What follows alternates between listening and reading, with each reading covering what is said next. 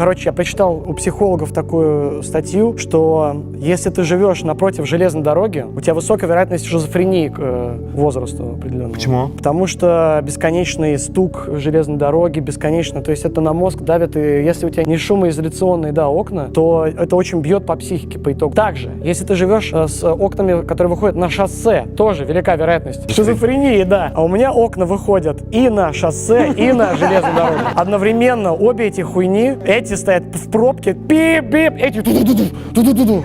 И когда я вернулся из ГО, они еще ебанули стройку на этой дороге. Стою, пью чай в это окно и думаю, это что это, если не буддизм? Вот то, что я сейчас наблюдаю.